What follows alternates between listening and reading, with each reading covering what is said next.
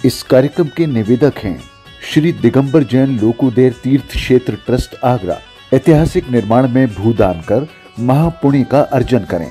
श्री निहाल चंद जी, श्रीमती अमराव देवी, श्री महेंद्र, श्रीमती नीलम, श्री महेश, श्रीमती सुनीता, श्री संघर्ष, श्रीमती नेहा, श्री सचिन, श्रीमती ट्विंकल, श्री शुभम, श्रीमती अंकिता, सौरभ, सलूनी, अमीरा, एकांश एवं सापरिवार बगड़ा, ईटानगर, गुवाहाटी, सुजानगढ़। श्री विद्या सुधामृत सामाजिक कल्याण समिति सागर अध्यक्ष श्री सुरेंद्र जैन सट्टू कर्रापुर 9302912981। महामंत्री श्री राजकुमार जैन मिनी। शिविर पुण्यार्जक ऋषभ जैन बांदरी 9302910021। कार्याध्यक्ष राजेश जैन एडिना। कोषाध्यक्ष सुरेंद्र डबडेरा। गौरव अध्यक्ष राजेंद्र जैन केसली। स्वागत अध्यक्ष आशीष पटना। शिविर संयोजक साहिल डबडेरा। भाग्योदय तीर्थ में दान हेतु बैंक डिटेल्स। खाता श्री विद्या सुधामृत Samajik Kalyan Samiti Sagar. Account number 0949010045562। IFSC code ICIC 0000949। Bank name ICICI bank limited. स्थान भाग्योदय तीर्थ सागर।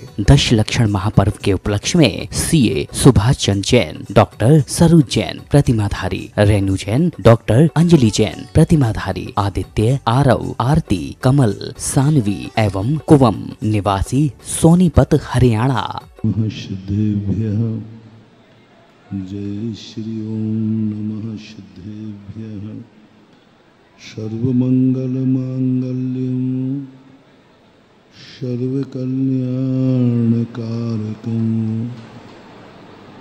प्रधानं सर्वधर्माणां जैनं जयतु शासनं। पंच परमेष्टि भगवान की आचार्य श्री गुरुवर कुंद महाराज की, आचार्य श्री गुरुवर विद्यासागर महाराज की।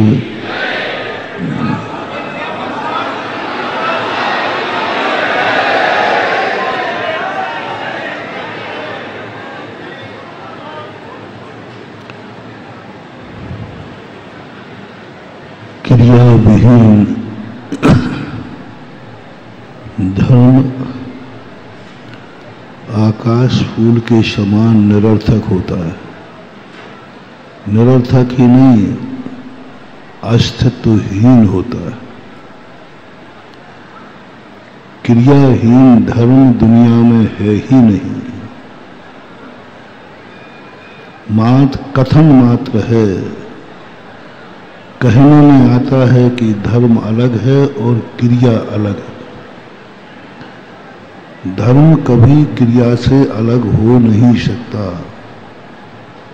क्योंकि वह धर्म क्रिया में व्याप्त होकर रहता है। हाँ, क्रिया धर्महीन विहीन हो सकती है, क्रिया धर्म विहीन हो सकती है, धर्म क्रिया विहीन नहीं हो सकता। मोक्ष मार्ग बिना मुनि के नहीं हो सकता। हाँ, मुनि बिना मोक्ष मार्ग के हो सकता है।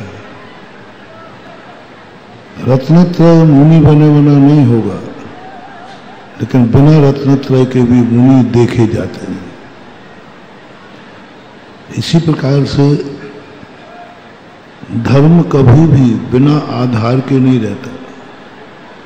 न धर्मो धर्मी कई बिना, ये सूत्र जो है वह धर्म की उस पराधीनता को कहता है। धर्म सर्वश्रेष्ठ है लेकिन पराधीन है। उसके हाथ में उसका कुछ भी नहीं है। जैसे एक राष्ट्रपति होता है, बड़ा है लेकिन उसके हाथ में कुछ भी नहीं है। उसकी सुरक्षा उसके हाथ में नहीं है, बॉडीगार्ड के हाथ में।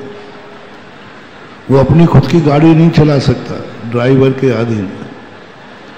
वो अपना स्वयं का भोजन नहीं बना सकता, रसोइये के हाथ में, क्योंकि बड़ा आदमी है।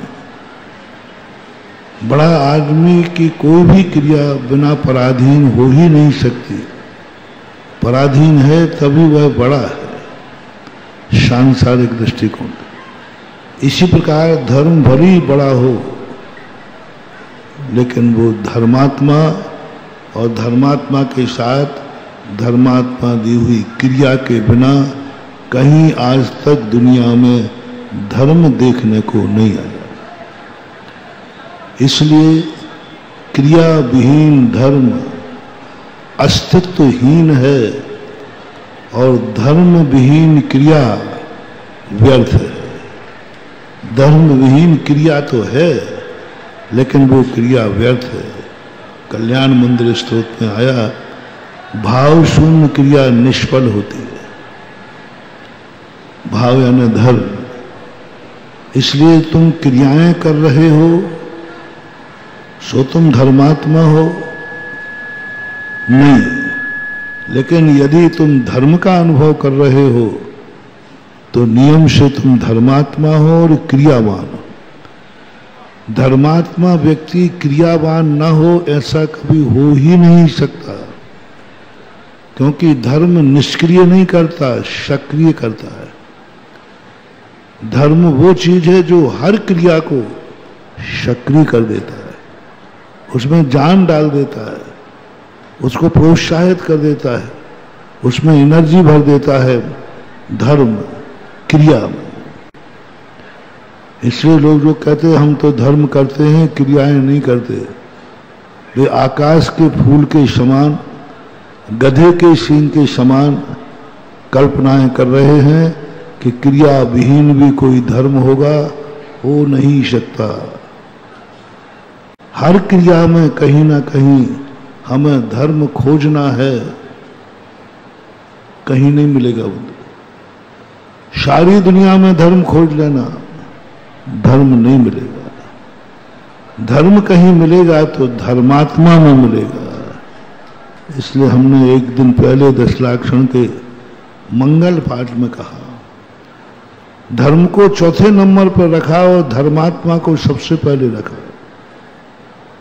बड़ा धर्म था, लेकिन धर्मात्मा मंगल शुरू हो गया। हमें कोई ना कोई धर्मात्मा खोजना पड़ेगा। और धर्मात्मा कौन होगा? जो क्रिया के विहीन नहीं है, विहीन ना हो। यदि क्रिया नहीं है तो वो धर्मात्मा। धर्मात्मा की पहचान है क्रिया, कुछ ना कुछ करता हुआ पाया जाए। क्रियावान शक्ति होना चाहिए धर्मात्मा की। धर्म हमें चलाता है, अधर्म नहीं कहा। जो हमें चलाता है उसका नाम धर्म। देखो, एक लौकिक धर्म का लक्षण कहां चला गया?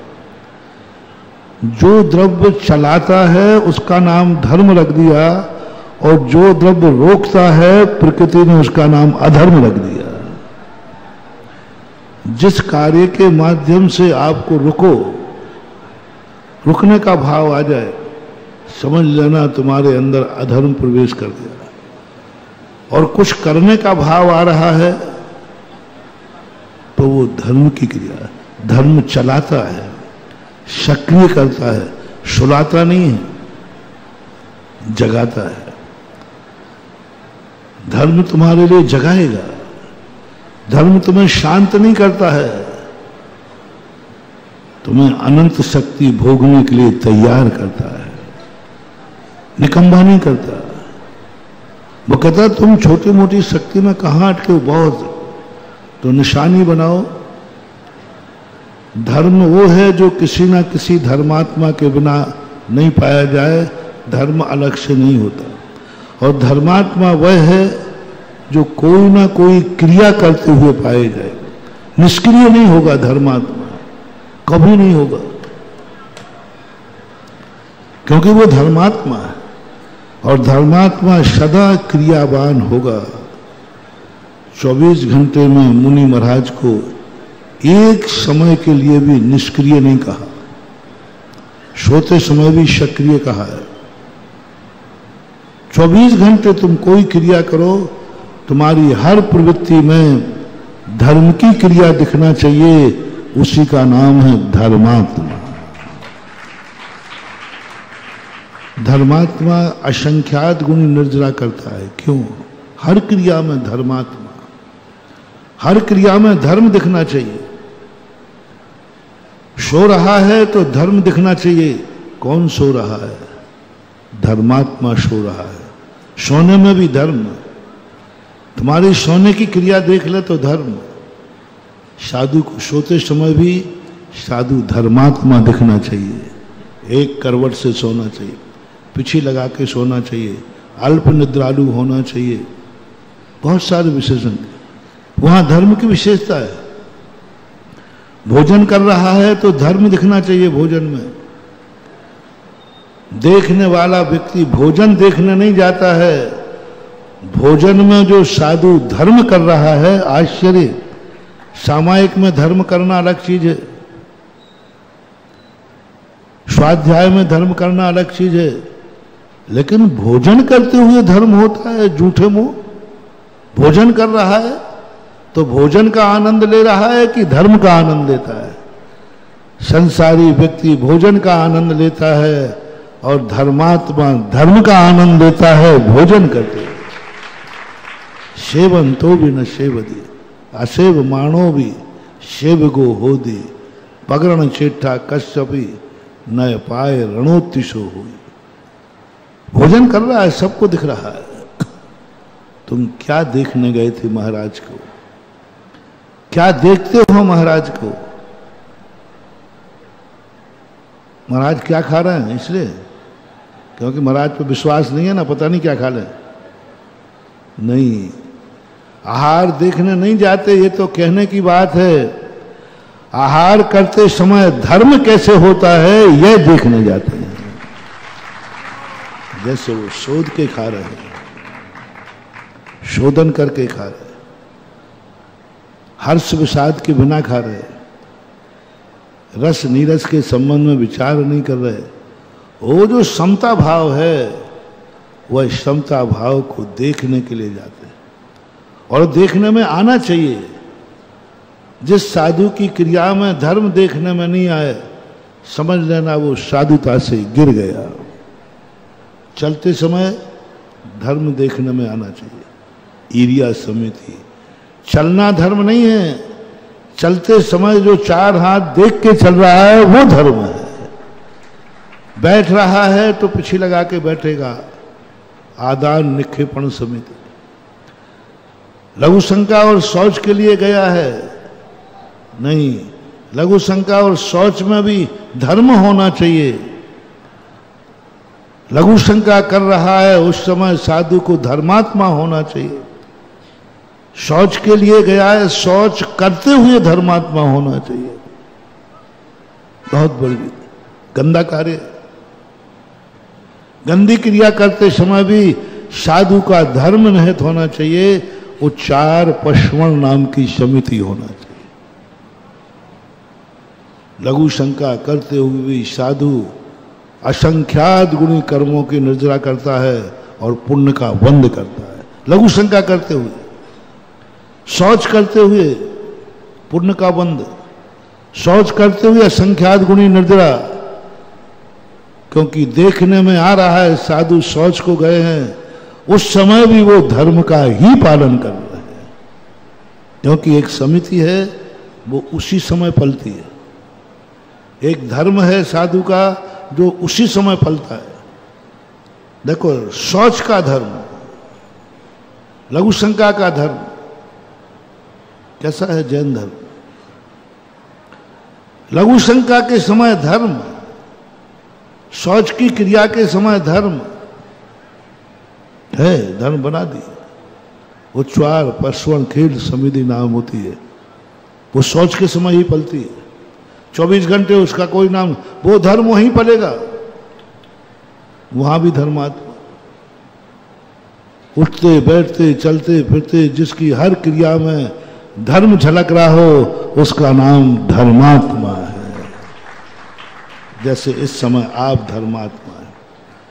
24 घंटे आपकी क्रिया में जो भी आपको देख रहा है धर्मात्मा देख रहा। आपका भेष भी धर्मात्मा का, भेष भी धर्मात्मा का। मन भी धर्मात्मा का हो, वचन भी निकले तो बोले कोई साधु पुरुष का वचन दिखता है। अंधा व्यक्ति भी जो दर्शन नहीं कर पा रहा है वो प्रवचन सुन के बता सकता है कि ये पंडित का प्रवचन है कि साधु का प्रवचन है। ये कौन बोल रहा है?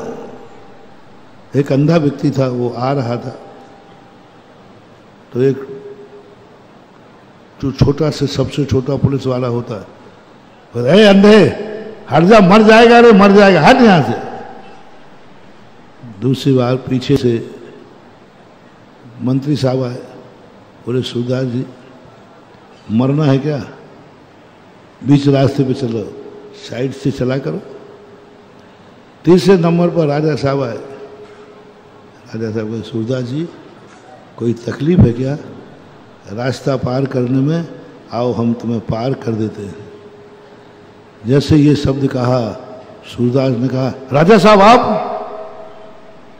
राजा साहब आप, अभी आपका कोतवाल निकला था, फिर अभी मंत्री निकले थे, अब आप निकले। राजा कहता है तुमने कैसे पहचान लिया? बोले राजा साहब अंधा व्यक्ति आंखों से नहीं पहचानता, वाणी से पहचान लेता है। वाणी से पहचान होती है कि कितना बड़ा है। हर क्रिया में धर्म होना चाहिए देखने वाला। अब इस समय शिवरात्रि की शक्ल देखकर हर व्यक्ति कह देगा कि शिवरात्रि है, धर्मात्मा। भोजन करते समय तुम धर्मात्मा दिख रहे हो, चलते समय धर्मात्मा दिख रहे हो, सुबह शौच के समय धर्मात्मा दिख रहे हो। सब तरफ धर्म ही धर्म है। कोई भी क्रिया तुम्हारी ऐसी नहीं है वो धर्म का ना हो। वृत्ति संसारी में व्यापार चलाएगा, वहां भी धर्म। आरंभ परिग्रह करेगा, वहां भी धर्म। नोट गिनते समय धर्म, मकान बनाते समय धर्म, शादी विवाह करते समय धर्म। ओहो, शादी विवाह करते समय धर्म। क्या सबूत है? ये शादी करने का मन बना रहा है। अब इसमें धर्म कहां खोजूं? सावधान। शादी करने का मन बना रहा है, यहां धर्म कहां खोजूं? क्यों भैया क्या कर रहे हैं? शादी करने जा रहे हैं। किससे करोगे? कुलीन कन्या से करूंगा। तो कुलीन, जब शादी नहीं कर, शादी का महत्व नहीं रहा, कुलीन कन्या। यदि ये तुम्हारे मन में आ गया कि कुलीन कन्या से करूंगा, मैं अपना साथी उसी को बनाऊंगा जिसका धर्म एक हो, गुरु एक हो, भगवान एक हो, नमोकार मंत्र एक हो, शादी करते हुए धर्मात्मा, साधु करते हुए भी। क्योंकि उसकी दृष्टि में क्या है? शादी गौण हो गई, शादी तो किसी से भी कर लेना। नहीं नहीं, किसी से नहीं करूंगा, जो हमारा साधर्मी होगा। जो साधर्मी होगा वही मेरा सहपाठी होगा। मैं अपनी जिंदगी में उसी के साथ साझेदारी करूंगा, उसी के साथ पार्टी सपेट होगी। मेरे घर में कोई विधर्मी प्रवेश नहीं करेगा। मेरे घर में कोई आएगा तो साधर्मी ही आएगा। जिस किसी को घर में प्रवेश नहीं दिया जाता, आप लोगों का घर होता है, आपके घर में कोई भी प्रवेश कर जाए नहीं, जो आपका कोई हो वो प्रवेश करता है। रिश्तेदार हो, भाई बंधु हो, कोई अनजाना व्यक्ति प्रवेश नहीं कर सकता। ऐसा ही धर्मात्मा का घर, दो घर करो। एक घर वो है जिसमें हर कोई प्रवेश नहीं करता, तुम्हारा रिलेटेड होना चाहिए। यदि रिलेशनशिप नहीं है तो वो तुम्हारे घर में प्रवेश नहीं कर सकता, तुम प्रवेश करने भी नहीं दोगे। आपका परिचित है, आप घरों में जो लोग होते ना, वो पहले झांक के देख लेते हैं कौन है। अच्छे घर जो होते हैं ना, वो पहले देखेंगे कौन है। यदि परिचित हुआ तो कबाड़ खुलेंगे, और नहीं हुआ तो। अब एक धर्मात्मा का घर होता है, जहां धर्मात्मा रहता है, उसको घर में एक सदस्य चाहिए है, तो वो पहले झांक के देख लेता है कि मेरी कुल का है, मेरी जाति का है, ये साधर्मी है तो आ जाओ, और विधर्मी हो तो चले जाओ। साधर्मी जैन श्रावक साधर्मी को आए, वहां भी उसका धर्म दिखेगा। भोजन कर रहा है, धर्म दिखेगा। वो तो सारी दुनिया जानती है कि जैनियों का भोजन जैन भोजन के नाम। भोजन में धर्म, शादी में धर्म, कपड़े में धर्म, जूते चप्पलों में धर्म, व्यापार में धर्म, रिश्तेदारी में धर्म। जहां देखो जितनी भी क्रियाएं करेगा, उस हर क्रिया में यदि तुम धर्म को ध्यान में रख रहे हो तो तुम कोई भी क्रिया करना, तुम धर्मात्मा की कोटि में ही आओगे। मैंने क्रिया को खुली छूट दे दी, जो तुम करते हो वो सब करो, बस उसमें धर्म नजर आना चाहिए। साधु से कह दिया गया, जो तुम्हें चिंतन करना है करो, जम किंच विचिंतन तो निरीह वित्ते, कोई पाबंदी नहीं है। जो तुम्हें सोचना है सोचो, जो तुम्हें बोलना है बोलो, जो तुम्हें करना है करो, बस शर्त एक है, तुम्हारी हर क्रिया में मुनि धर्म दिखना चाहिए। कुछ भी करो ना, ऐसे ही तुमसे कह दिया तुम्हें जो करना है सो करो, तुम्हारी हर क्रिया में श्रावक धर्म दिखना चाहिए। बस करो ना जो करना, धर्म दिखना चाहिए। और धर्म दिख रहा है तो कोई क्रिया धर्मात्मा की अलग नहीं होती, धर्मात्मा की कोई क्रिया नहीं होती है, हर क्रिया में धर्म होता है। सुना ना, धर्मात्मा की कोई क्रियाएं नहीं होती हैं, धर्मात्मा की हर क्रिया में धर्म होता है। साधु का कोई चिंतन नहीं होता है, साधु कोई कुछ भी, साधु क्या देखे ऐसा कुछ नहीं, जो देखे सो देखे, पर देखने में धर्म होना चाहिए। साधु के लिए अलग से नहीं कहा कि तुम ये चीजें देखना, उन्होंने कहा जो देखना हो देखो, धर्म होना चाहिए।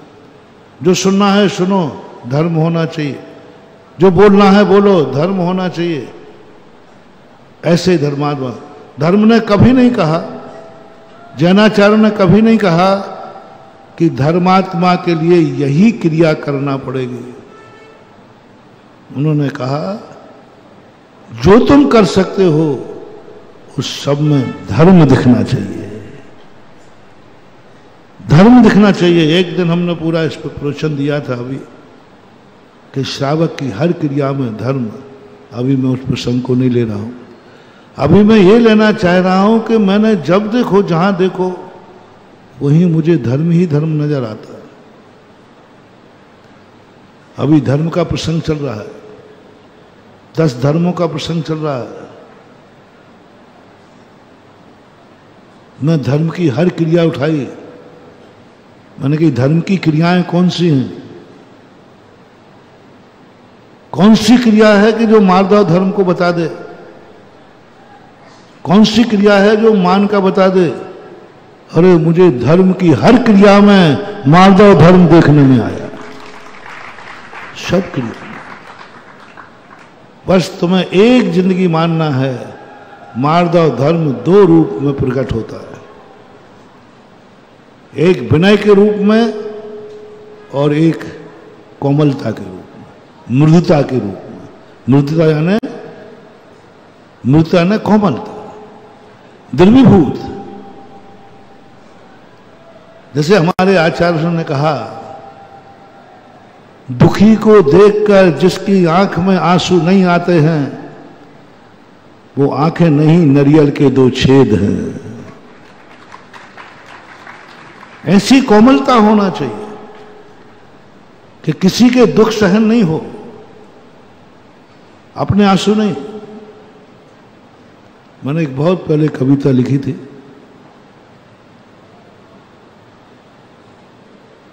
घर अगर स्वयं की आंख में आंसू आ जाता है तो जहर है। नीरी ही तो जहर बनता है शर्ब के मुख में। पूरी कविता नहीं सुना, एक छोटा सा। गर अगर दूसरे की पीर पर नीर बह जाता है आंखों में, तो ये नीर नहीं मोती है, क्योंकि नीर ही तो मोती बनता है सीप के मुख में। वही जहर यदि नाक में चला जाए तो नागमणि बन जाती है, और वही स्वाति नक्षत्र की बूंद यदि मुख में चली जाए तो वो हलाहल जहर बन जाती है। बांधी वही है, आंसू वही है। अपने दुख पर यदि आंसू बहा है, नहीं, अपने दुख से तुम दुखी हो, ये तो सारा संसार दुखी है।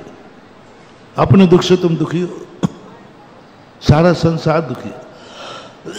अपनी परेशानियों से तुम परेशान हो, ये मार्दव धर्म का लक्षण नहीं है। मार्दव धर्म का लक्षण है, सबसे पहला लक्षण मानवीयता में प्रकट होता है, साधु में नहीं।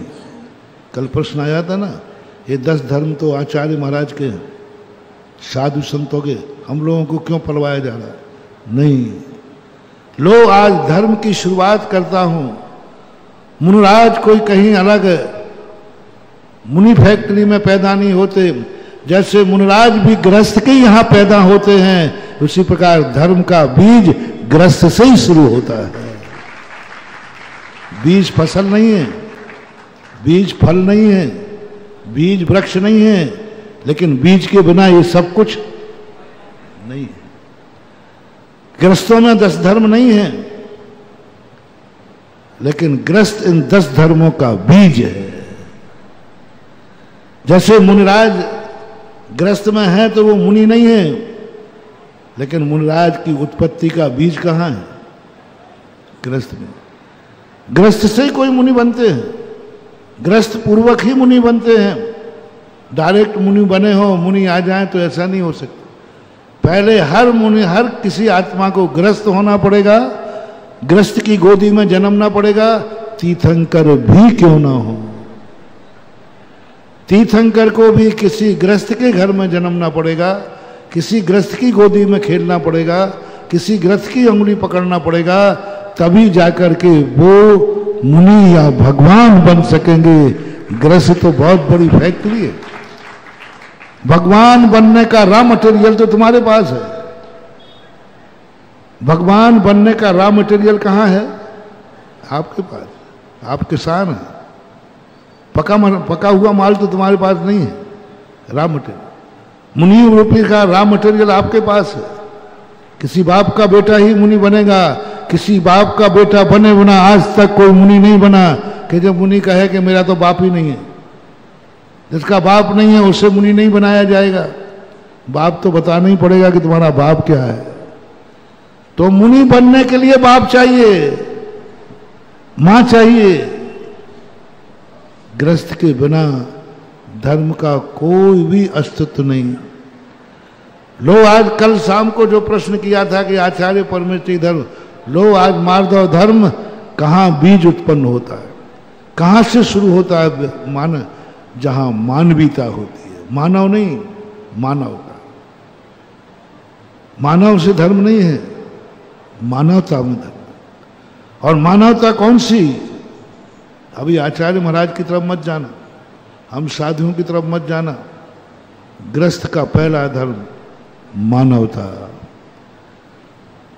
जिस दिन तुम्हारे धर्म में तुम मानव धर्म के अधिकारी हो, तुम एक दिन मानव धर्म, मार्दव धर्म को पा जाओगे। पहले बताओ, बीज तुम्हारे पास है? कैसे मिलेगा मानव धर्म, मार्दव धर्म? कौन स्वीकार कर सकता है मार्दव धर्म? बहुत कठिन है। क्षमा धर्म से बहुत कठिन है। आगे सर्व धर्म कठिन कठिन होते जाएंगे। सबसे सरल धर्म था क्षमा धर्म। सबसे सरल धर्म था क्षमा धर्म। क्षमा करना था, और क्षमा कोई ज्यादा मेहनत की बातें नहीं, कोई ज्यादा। लेकिन मार्दव धर्म उससे असंख्यात गुणा अधिक गंभीर है। अधिक शक्तिमान है, अधिक पावरफुल है और प्राप्त करना भी कठिन है। देखो कहां से शुरू होता है। तुम क्या कहीं अपने आप में दुखी हो? सब दुखी है। कोई तन दुखी, कोई मन दुखी, कोई धन दुखी, दाम बिना निर्धन दुखी, तृष्णावश धनवान। कभू न सुख संसार में, शब्द देखो शान। ये तो सब भरे पड़े हैं, ये धर्म नहीं है। लो अब मार्दव धर्म की शुरुआत होती है। क्या आप किसी के दुख से दुखी हैं? सुख से नहीं। क्या आप किसी के सुख से दुखी हैं? अरे महाराज भरे ही पड़े, पड़ोसी सुखी है यही हमें दुख है। किसी के सुख से दुखी नहीं, अपने दुख से दुखी नहीं, किसी के दुख से आप दुखी हैं। बस माइंड करना इसको। कब कब आप किसी के दुख से दुखी होते हैं? अपनों से नहीं। अपनों से तुम दुखी नहीं हो, वो तो तुम ही दुखी हो। ये मर गया तो मेरा क्या होगा?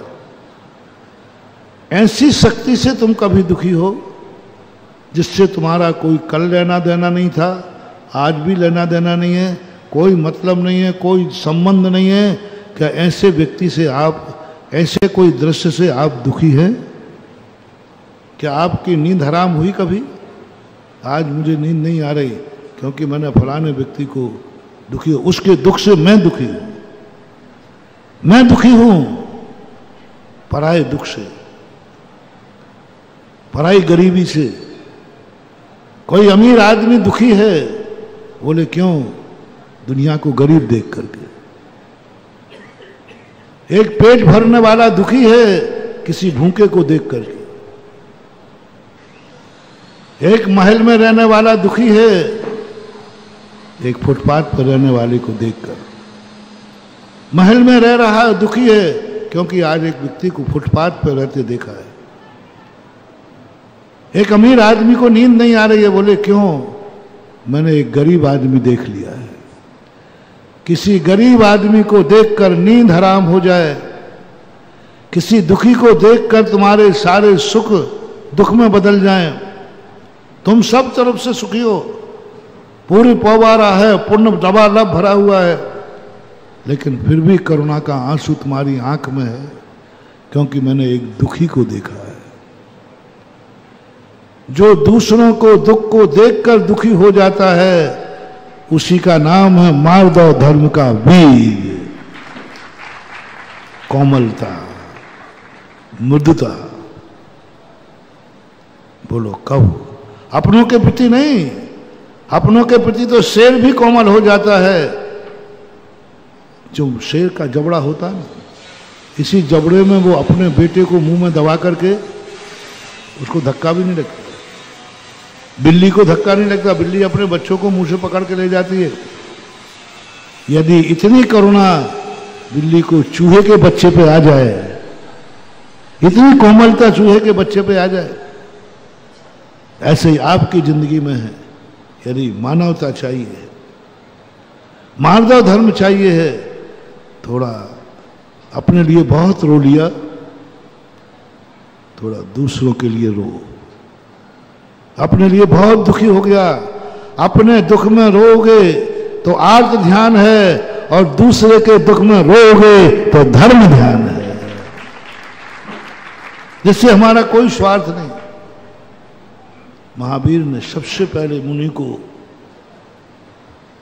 मार्दव धर्म की शिक्षा दी। ये पीछे मार्दव धर्म का प्रतीक है। ये मार्दव धर्म का प्रतीक है। और आचार्यों ने कहा तुम कितने बड़े मुनि बन जाओ, जगत पूज्य बन जाओ, लेकिन तुम्हारे सामने तुम पुण्यवान हो, पुनीत हो, तुम पुण्यवान हो, पुनीत हो, पावन सब कुछ हो। क्या आप किसी दुखी देख करके दुखी हो? साधु सबसे ज्यादा पिछी हाथ में लिए है। ये पिछी क्रोध को शांत करने वाली नहीं है। ये पीछे और किसी धर्म का प्रतीक नहीं है, ये पीछे कोमलता का प्रतीक है, मृदुता का प्रतीक है। हम किसी को मरते नहीं देखना चाहते हैं, हम मरे तो मर जाएं। कितना कोमल है साधु, स्वयं के प्रति इतना निर्दयी है, इतना निर्दयी है। संसार में सबसे ज्यादा कोई निर्दयी है तो दिगंबर जैन साधु स्वयं के प्रति निर्दयात भस्म साध क्रिया। पूज्यवर समंत भद्र महाराज, समंत भद्र महाराज का भगवान आप अपने प्रति इतने निर्दयी हो गए कि आप पे पत्थर फेंकते रहे, आपने कुछ नहीं किया। साधु स्वयं मरता रहता है, कुछ नहीं करता। सिगड़ी जला दी, कुछ नहीं किया, सिगड़ी को यूं नहीं गिराया नीचे। कितना कठोर हो जाता। शेर नहीं खा रही है, कुछ भागने का प्रयास नहीं कर रहा है। साधु स्वयं के प्रति इतना कठोर होता है, और उसकी कोमलता देखो, इतनी कोमलता कि एक छोटे से जीव को भी वो दुखी नहीं देख सकता। छोटे से भी जीव को भी वो जिंदा देखना चाहता है। हम स्वयं मरे तो कोई परवाह नहीं, लेकिन चींटी नहीं मरना चाहिए, वो जिंदा रहना चाहिए। एक कीड़ा नहीं मरना चाहिए, वो जिंदा रहना चाहिए। स्वयं मरे तो बोले कोई बात नहीं, मरूं तो मर जाऊं, लेकिन चींटी नहीं मरना चाहिए। इतनी कोमलता, यही कोमलता साधु का चमत्कार है। साधु में चमत्कार इसलिए नहीं है कि वो साधक है, साधु में चमत्कार इसलिए नहीं होते हैं कि बहुत बड़ा तपस्वी है। साधु का चमत्कार कोई गॉड गिफ्ट नहीं है, कोई भगवान की विशेष कृपा हो। सच्चे साधु का सबसे बड़ा चमत्कार होता है उसकी करुणा और उसकी कोमलता। जगत के दुखों से दुखी है, तीर्थंकर इसलिए बनते हैं। ये मार्दव धर्म का परिणाम है तीर्थंकर बनना। 10 धर्मों में कोई भी धर्म में तीर्थंकर बनने का कोई प्रावधान नहीं दिखा। कौन सा धर्म उनको तीर्थंकर बनाता है? क्षमा, आर्जव, शौच, संयम, तप, त्याग आदि, इनमें कोई धर्म में कोई। सबसे बड़ा धर्म बनाता है मार्दव धर्म। इतने दुखी हो जाते हैं संसार से, दुख से, भगवान के समोषण में पहुंचते ही इतनी मृदुता। कुछ अपने लिए नहीं मांगा, अपने दुख दूर करने के लिए भाव नहीं आए, बस भगवान मैं एक ही बात चाहता हूं, संसार में कोई व्यक्ति दुखी न रहे। बस मैं क्या करूं, कैसे करूं कि संसार के दुखों को दूर कर दूं। अपने दुखों को नहीं, संसार के दुखों को दूर कर दूं। ये भाव जैसे ही आया, ये कोमलता जैसे ही आई, ये मृदुता जैसे ही आई, उसी समय तीर्थंकर प्रकृति का वंद किया जाता है। मार्दव धर्म की सबसे बड़ी पंक्ति है, सुखी रहें सब जीव ज्योति। क्या पढ़ी है तुम्हें?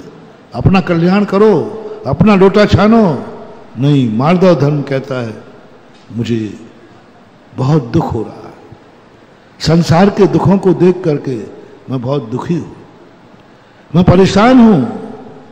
चमत्कार घटता है, रिद्धियां घटती हैं। चारण रिद्धि प्रतीक होती है मार्दव धर्म से, दया धर्म से। मार्दव धर्म का अर्थ दूसरा नाम करुणा है, दया है, अनुकंपा है, क्योंकि ये सब कोमल हृदय वालों के, मृदुता वाले में ही जागेगी और उनके अंदर ये परिणाम जागता है। चारण रिद्धि, मैं इन जीवों को कैसे बचाऊं, मेरे पैर से कुचल जाएंगे, इनको कैसा लगेगा। महावीर स्वामी के संबंध में एक किंवदंती प्रसिद्ध है कि अपनी मां के साथ गार्डन में घूम रहे थे। घूमते घूमते एकदम महावीर स्वामी चीख पड़े, बोले मां तुम मेरे पैर, पीठ पर पैर रखे हो। बोले बेटा क्या पागलपन बोल रहा है, मां कभी बेटे की पीठ पर पैर रखती है? और तुम, तेरी जैसी माँ तेरे जैसे बेटे पर मैं पैर रखूंगा? हाँ माँ, आप पैर रखे हो। बोले कहाँ रखा है? उन्होंने अपने वस्त्र को हटा के बताया, उनकी पीठ पर माँ के पैर के निशान थे। माँ घबरा गई, ये क्या हो गया? बेटा मैंने तेरे पैर पर कब पैर रखा है? बोले माँ अभी भी रखे हो। बोले बेटा मैं तो जमीन पे खड़ी हो। बोले अभी भी रखे हो। महावीर ने माँ के पैर को उठाया और उसके नीचे एक चींटी निकाल दी। बोले यही तो मैं हूं, यही तो मैं हूं। माँ तू मेरे में और इसमें भेद मान रही है, और मैं, मेरे में और चींटी में कोई अंतर नहीं है। मेरे पीठ पर पैर पड़ा या चींटी पे पड़ा, चींटी पर पैर पड़ा, मेरी करुणा, मेरी कोमलता इतनी है कि मेरी पीठ पर पैर पड़ गया। मैं दोनों में कोई अंतर मानता नहीं हूं। मार दो, क्या कोमलता! चींटी के पैर पीठ पे उछलाया, चींटी का पैर।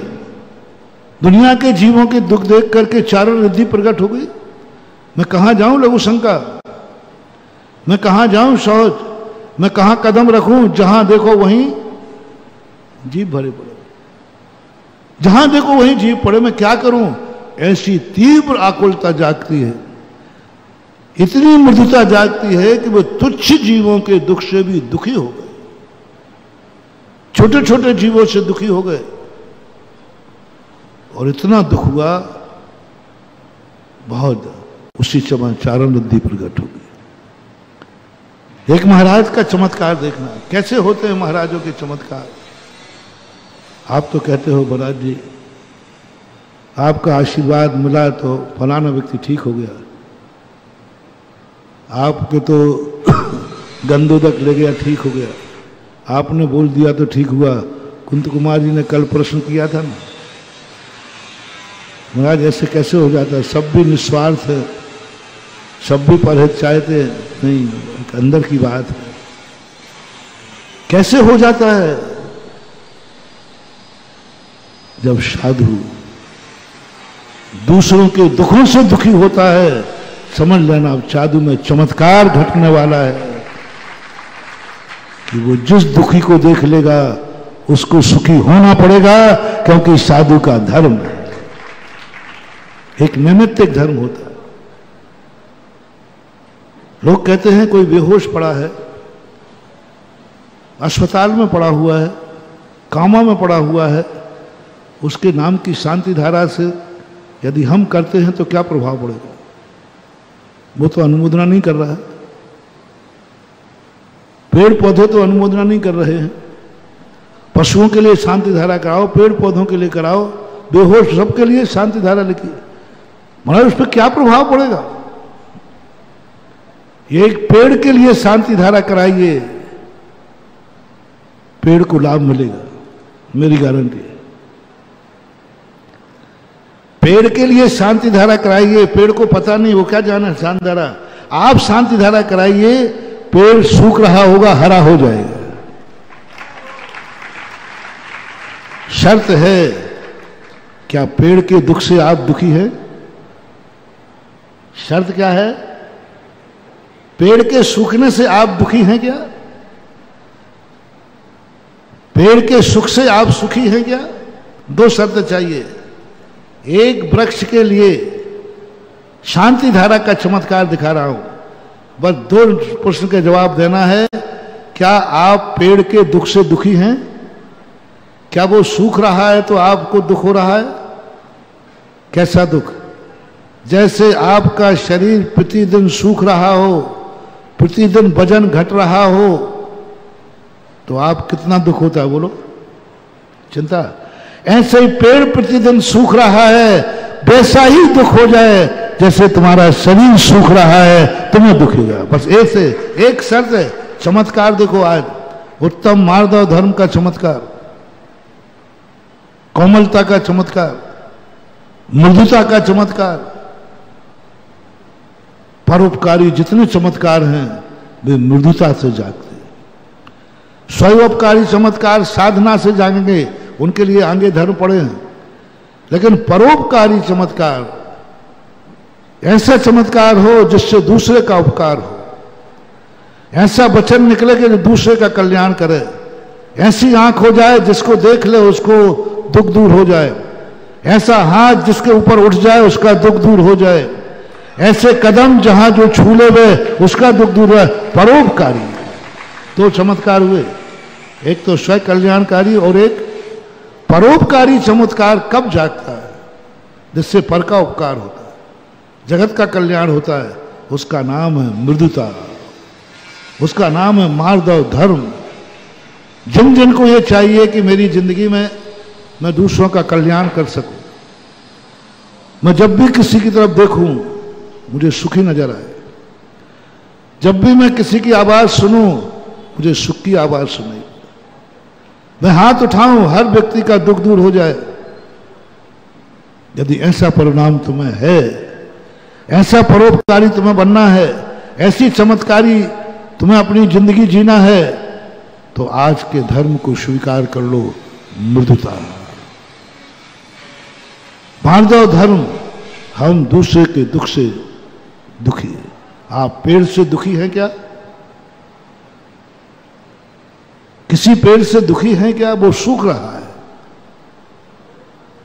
जैसे आपका बेटा सूख रहा है। हम एकता लाना पड़ेगी। आपका बेटा दिन प्रतिदिन सूख रहा है, वजन घट रहा है, आप अपने दुख की कल्पना बताइए, कितना दुख। बस ऐसे पेड़ सूख रहा है दिन प्रतिदिन, क्या आप बेटे के समान दुखी हो सकते हैं? चमत्कार घट रहा है, शांति धारा का चमत्कार, गंधोदक का चमत्कार।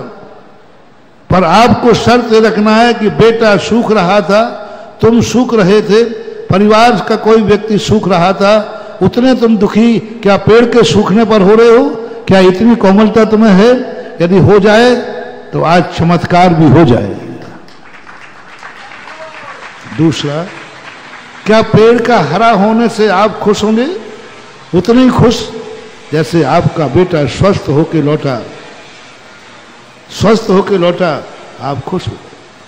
आप बीमार थे, अब स्वस्थ हो गए, उस खुशी की कल्पना बताओ कितनी है। क्या पेड़ को हरा देखकर आप उतने ही खुश होंगे जितना बेटे को हरा भरा देख करके हुए? जैसे अपनी जिंदगी को हरा भरा देख करके आप खुश नजर आते हैं, ऐसे पेड़ जब चारों तरफ से हरा भरा हो जाए, या हो रहा है या हुआ था, क्या आप उतने ही खुश हैं? बस ये दो चीजें आप पैदा करो, रिपीट कर रहा हूं, दो चीजें आप पैदा करो, मैं आज शांति धारा का चमत्कार दिखाता हूं। दो चीजें आप पैदा करो। क्या पेड़ के सूखने पर आप दुखी हैं? क्या पेड़ की खुशी में आप खुश हैं? पर ये दो भावना लेकर आ जाओ और मैं शांति धारा कराता हूं। जाओ उस सूखे पेड़ पर दो गंधोदक की बूंदें डाल देना, 24 घंटे के बाद उसका चमत्कार देख लेना। शर्त है, आप उसके दुख से दुखी हैं क्या? क्या आपके अंदर इतनी मृदुता है कि दुखी वो हो रहा है और आप दुखी हो रहे? दुख वो भोग रहा है और दुखी, इसी का नाम होता आत्मिका। आप कर्म सिद्धांत कैसे बैठा लोगे महाराज? वो तो कामा में पड़ा है, वो तो पेड़ है। मैं पेड़ को सुखी नहीं कर रहा हूं, हमारी शांति धारा पेड़ को सुखी नहीं करेगा। आप दुखी है ना? आप दुखी है ना? शांति धारा आप करेंगे तो शांति धारा करने वाले को सुखी करेगी शांति धारा। और करने वाला सुख कब होगा? जब पेड़ सुख होगा। तो कर्म कहेगा पेड़ को सुखी कर, नहीं तो ये सुखी नहीं होगा। ये है कर्म सिद्धांत। बेहोश पड़ा है, तुम शांति धारा कर रहे, क्या प्रभाव पड़ेगा उस पर? नहीं, तुम उसके दुख से दुखी हो ना, तो तुम तो शांति धारा कर रहे हो ना। दुखी होकर शांति धारा कर रहे हो। अब कर्म ढूंढता है, शांति धारा ढूंढती है। इसने शांति धारा कर ली है, इसका दुख दूर होना चाहिए। अब इसका दुख दूर कब होगा? अब इसका दुख दूर कब होगा? जब वो कामा में पड़ा दुखी ठीक होगा। तो कर्म जाकर के इसको दुखी सुखी करने के लिए अपने भक्त को सुखी करने के लिए कामा वालों को ठीक करना पड़ेगा, तभी भक्त होगा। यह है निमित्त नैमित्तिक संबंध। पेड़ से आप संबंध, रिलेशनशिप। जिस व्यक्ति से तुम्हारी कोई रिलेशनशिप नहीं है, तुम्हारे अंदर कोई मार्दव धर्म नहीं। मार्दव धर्म रिलेशनशिप बनाता है। मार्दव धर्म सबको जोड़ता है, गले लगाता है, अहंकारी नहीं। मार्दव धर्म वाला अहंकारी नहीं होता। मार्दव धर्म इतना कोमल हो जाता है कि पुण्यहीन को देते। एक महाराज थे, चमत्कार। जंगल में आग लगी, चारों तरफ से त्राही त्राही मच गई।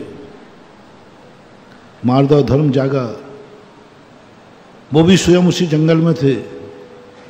उनको ये नहीं ध्यान आया कि मैं भी जल के मर जाऊंगा। चाहे तो उठ के भाग सकते थे। उनका ओहो, चारों तरफ से जीव भाग रहे हैं, त्राही त्राही कर रहे हैं। ऐसी करुणा जागी, हे भगवान, मैं ये दुख नहीं देख सकता, मैं ये वेदनाएं नहीं देख सकता। और उनके दुख से इतने दुखी हुए, इतने दुखी हुए, ब्रह्मांड महाराज को दुखी नहीं देख सकता। ब्रह्मांड भगवान को दुखी नहीं देख सकता। ब्रह्मांड की भौतिक शक्तियां होती हैं, वो किसी धर्मात्मा को दुखी नहीं देख सकती। भौतिक शक्तियां, उनका गजब हो गया, महाराज दुखी हैं। ध्रुव तारा भी कांप गया 700 मुनियों के दुख देख करके। ब्रह्मांड नहीं देख पाया। ध्रुव तारा एक अचेतन है, विमान है, वो कांप गया अपने आप। किनके दुख देख करके? एक सज्जन पुरुष के, एक साधु को दुखी देख करके ध्रुव तारा कांप गया। इधर महाराज इतने दुखी हो गए, उनकी आंख में आंसू आ गया, दुर्विभूत हो गए। ब्रह्मांड ने कहा, हम सबको दुखी देख सकते हैं, लेकिन साधु को नहीं। भौतिक शक्तियां कहती हैं मैं साधु को दुखी नहीं देख सकता। बोलो, आप लोगों का नेचर क्या है? शुभरात्रियों, तुम मुझे दुखी देख सकते हो क्या? नहीं देख सकते तो बता दो, तो अभी रो के दिखाऊं? अमृतांजन तो है ही नहीं, कैसे दिखाऊंगा? और कोई दूसरा दुखी हो जाए तो? महाराज होगा, संसार में तो ऐसा पड़ा ही रहता है। तुम महाराज को दुखी नहीं देख सकते, क्योंकि तुम्हारी दृष्टि में महाराज तुम्हारे हृदय आसन पर, उच्चासन पर विराजमान है।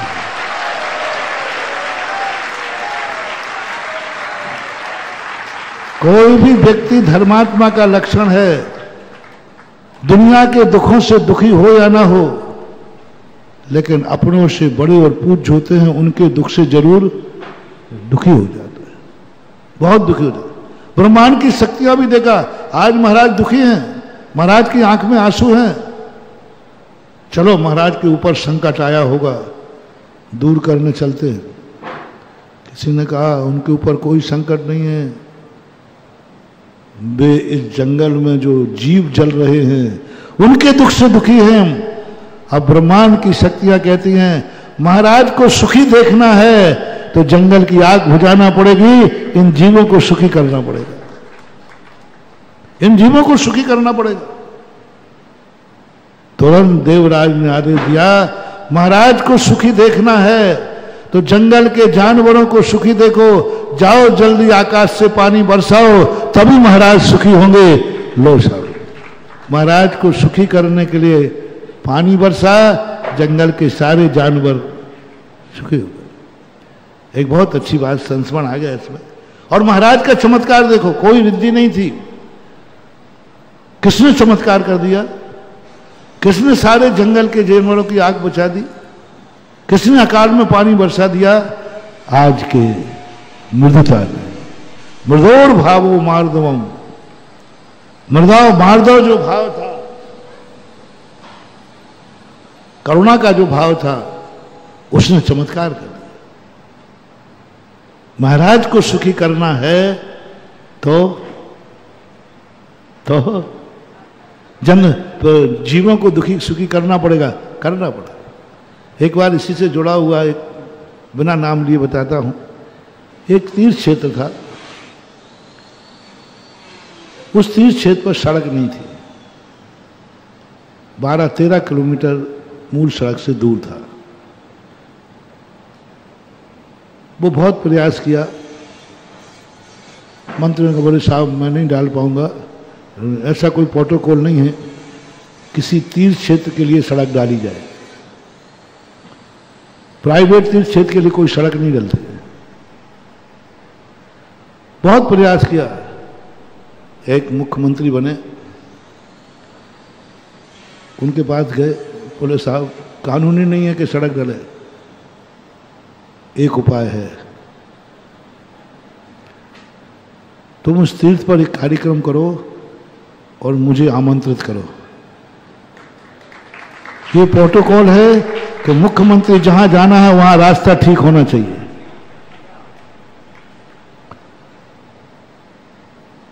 आमंत्रण किया गया, मुख्यमंत्री ने कहा हमें उस तीर्थ पर कार्यक्रम में जाना अनिवार्य है, और 15-20 दिन का समय था। 15-20 दिन के अंदर सड़क डल गई, मुख्यमंत्री गए।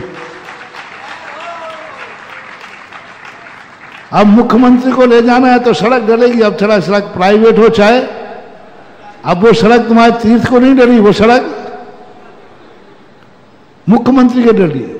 वो पानी और जीवों के लिए नहीं बरसा है, वो पानी महाराज के दुख को दूर करने के लिए बरसा है। और महान आत्माओं का स्वरूप होता है, सब उनके लिए होता है, लेकिन उसका लाभ परोपकाराय शताम विभूति। महाराज से दुखी होकर के, महाराज के दुख से दुखी होकर के बरसात हुई, लेकिन लाभ महाराज को मिला कि जीवों को। परोपकाराय शताम विभूति। साधु संतों की तपस्या, क्योंकि वो इतने करुणावान होते हैं, दयावान होते हैं, इसलिए आपको मैंने एक दिन दैनिक प्रश्नों की श्रृंखला में कहा था, यदि सबसे दुखी आदमी आपके सामने आ जाए, सब तरफ से दुखी है और आप सब तरफ से सुखी हैं, आप हिल स्टेशन घूमने जा रहे हैं, माधव धर्म को बहुत सरल कर रहा हूं क्योंकि तुमने बहुत बहाना बना लिया, हम तो फ्री हैं, ये धर्म तो 10 धर्म तो साधुओं के हैं, इसलिए अब मैंने 10 धर्म तुम गृहस्थों पे घटाऊंगा कि 20 तो तुम हो, हम तो फसल हैं, प्रोडक्शन तो तुम करते हो, मैं तो उपभोक्ता हूं, प्रोडक्ट करने वाला तो श्रावक होता है। आप हिल स्टेशन जा रहे हैं परिवार के साथ, दोस्त यारों के साथ, और आपके पास 5 लाख रुपया है, आप जा रहे हैं, पैसा है, 1 नंबर का पैसा है, खुशी के दिन में जा रहे हैं, और रास्ते में तुम्हारे लिए एक अस्पताल पड़ा, एक व्यक्ति मिला, उसका बेटा है, एक ही बेटा है, शादीशुदा है, बाप भी है, और डॉक्टर ने मना किया है क्योंकि उसमें 5 लाख रुपए का खर्च है, और तुमने 5 लाख का टिकट कटा लिया है, रिजर्वेशन हो गया, सब तैयारी, घर से निकल पड़े हो, रास्ते की बात है, घर से निकल पड़े हो, सब रास्ते, 5 लाख रुपया तुम्हारा खर्च का प्लानिंग बना है, 5 लाख खर्च करना है ऐशो आराम, घूमने में, होटल में, गार्डन में, जो भी आप खर्च करते हैं। 5 लाख कोई ज़्यादा तो नहीं है महाराज, आज के ज़माने में कोई ज़्यादा नहीं। और सामने मिल गया है एक मरीज, 5 लाख रुपए से के कारण वो मर जाएगा,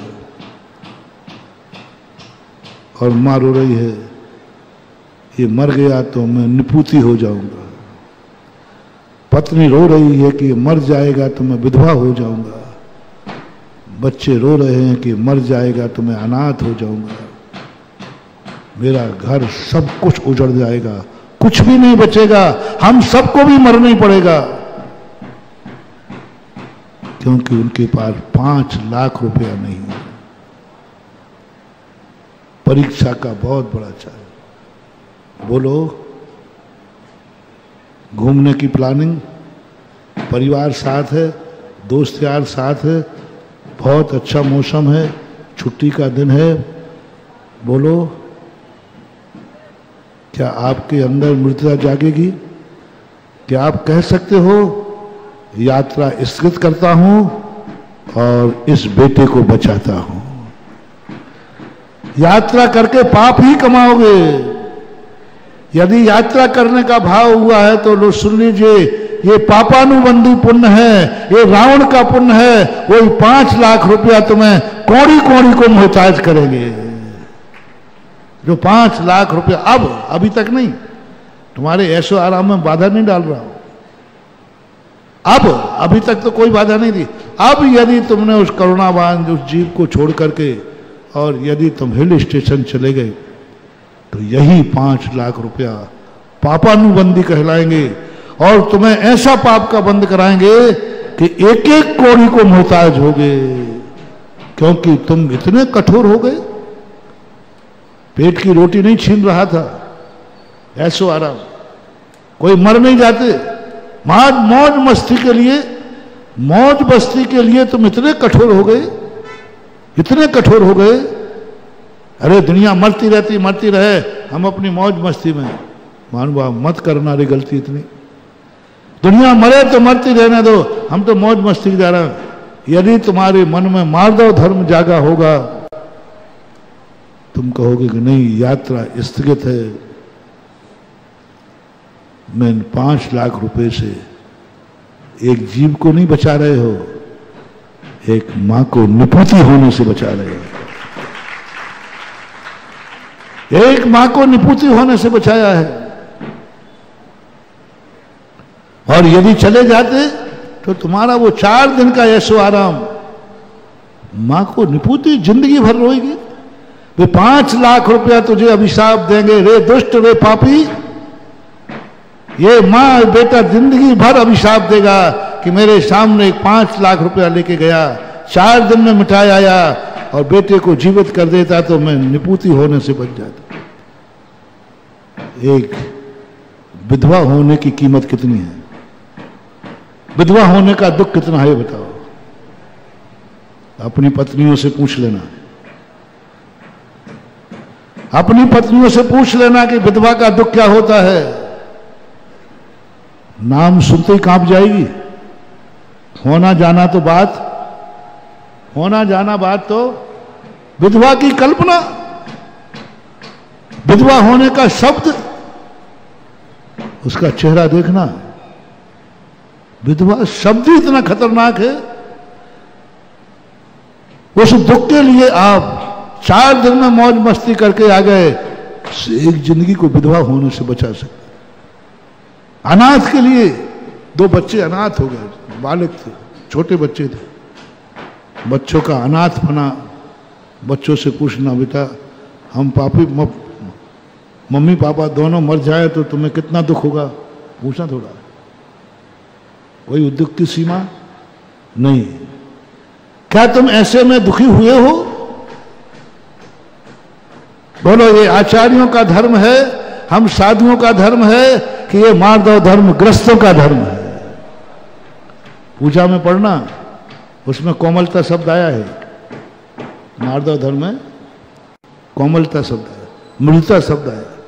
मृदुता, इतने कोमल आप हो जाएं, बस यही तो इसी मार्दव धर्म ने, इसी मार्दव धर्म ने, इसी कोमलता ने, इसी कोमलता ने, इसी मृदुता ने, इसी दयालुता ने पारसनाथ को धरणेन पद्मावती सिद्ध हो गए। घूमने जा रहे थे बनारस का, श्रावण का महीना था, दोस्तों के साथ गोट मनाने जा रहे थे। लेकिन जैसे नाग नागिन को जलते देखा, काय का मनोरंजन, काय का शौक, स्वयं हाथी से कूद पड़े और बचा दिया सारा ब्रह्मांड। इतने दयालु, इतने कोमल, तीर्थंकर, इतने बड़े होकर इतने कोमल। अरे पहली बात तो ऐसे जीव मरते ही रहते हैं, नौकर से कह देते नहीं, स्वयं कूद पड़े। यही तो कहते हैं धर्मेंद्र और पद्मावती, जब उनका सिंहासन कंपायमान हुआ तब पद्मावती धर्मेंद्र से कहती है, देखो ये करुणा निधान, अपने लिए सब छोड़ करके अपमान सहन किया, और इसी मार्दव धर्म का परिणाम है कि आज क्षेत्रपाल पद्मावती भगवान पारसनाथ के संकट दूर करने आए।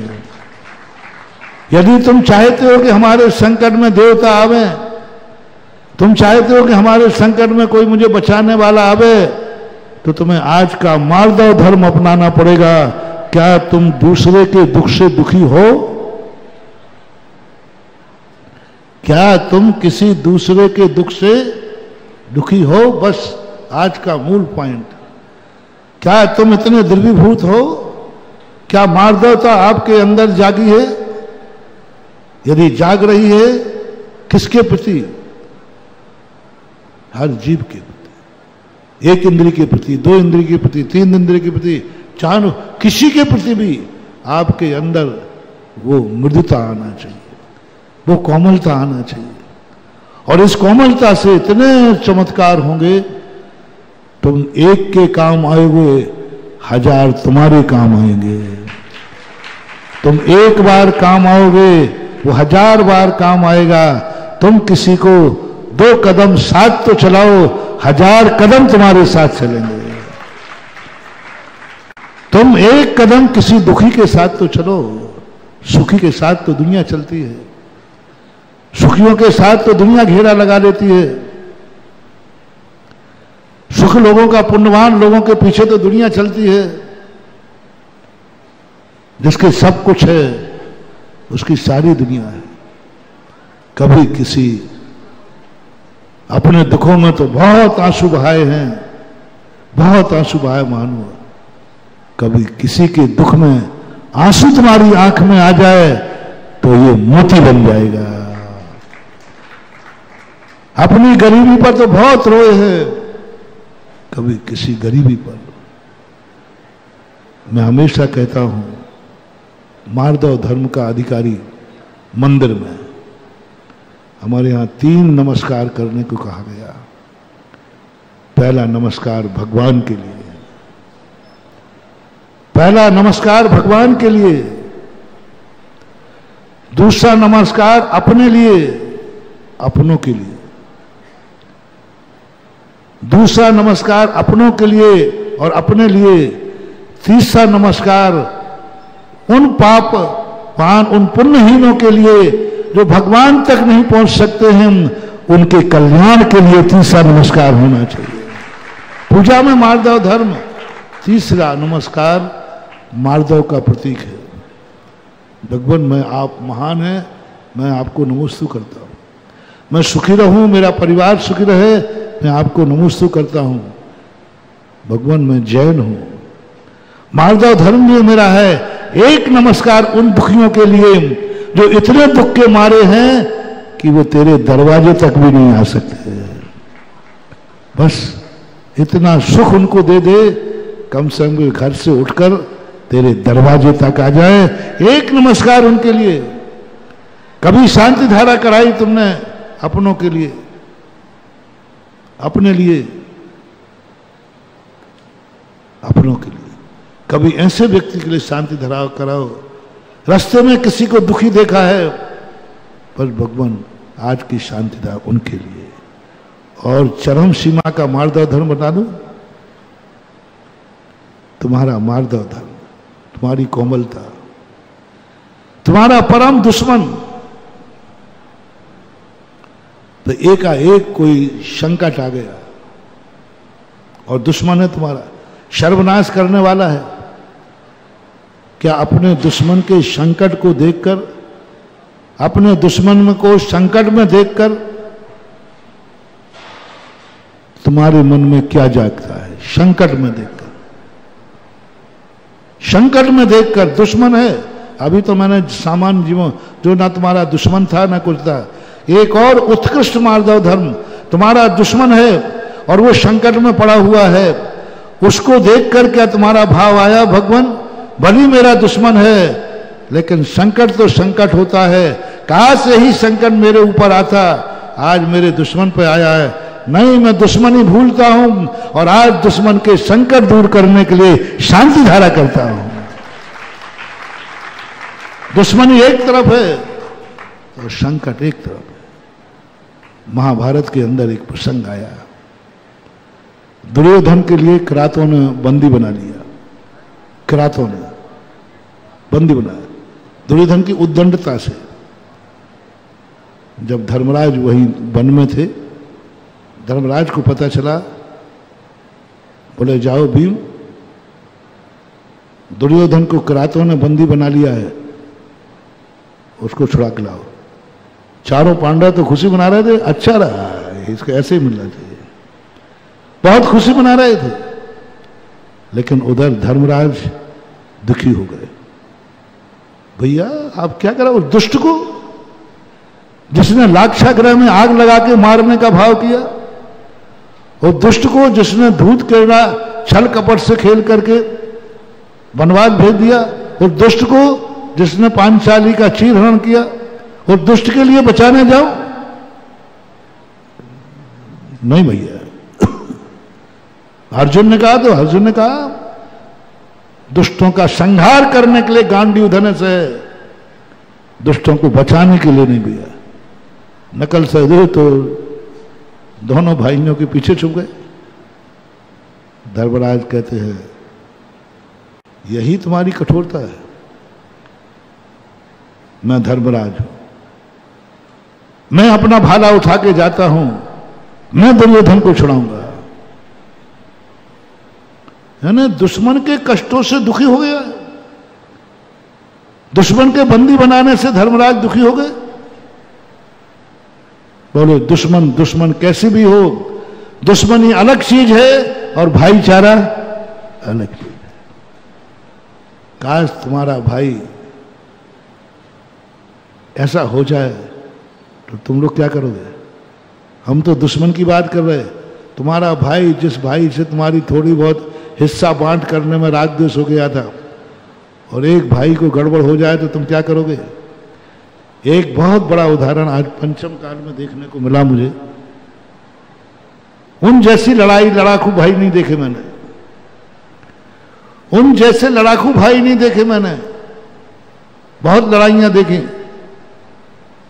धीरूभाई अंबानी के दो बेटे मुकेश और अनिल, क्या इनकी लड़ाई थी, एक दूसरे के लिए सब तरफ से बुरा विचारने वाले, वर्षों से सब देख रहे हैं, एक दूसरे के कट्टर दुश्मन, एक दूसरे का सब कुछ मिटाने वाले,